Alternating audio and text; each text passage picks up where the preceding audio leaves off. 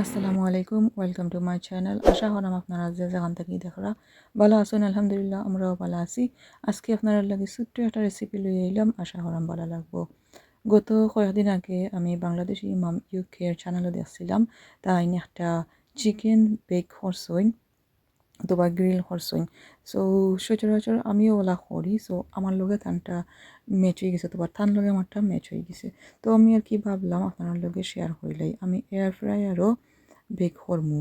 তো আমি অলরেডি একটা মিক্স করে লাইছি, আর সামহাও ডিলিট হয়ে গেছে বাকি যেগুলা ভিডিও করছিলাম। তো আমি মুখে কইলেই কিতা কিতা দিছি, দই দিছি, কেচাপ দিছি, 3 ধরনের বাকর দিছি, গোয়ামরি, জিরা, ধনিয়া, ব্ল্যাক পেপারও দিছি, তারপর একটুক দিছিলাম সয়া সস, আর আছিল গিয়া পরিমাণ মতো লবণ। সবটা দিয়া বালা করে মিক্স করে লইলাম।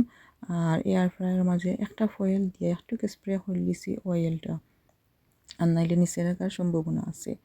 তো আর কি একবারে সিম্পল কয়েকটা ইনগ্রেডিয়েন্ট দিয়া চিকেনগুলো আমি এখন বেক করবো।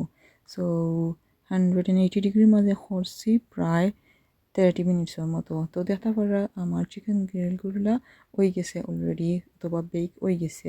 তো আর কি এখন আমরা সার্ভ করে লইলাম। আর ছোট্ট একটা ব্লগ রেসিপি, আশা করাম আপনার কাছে ভালো লাগবো।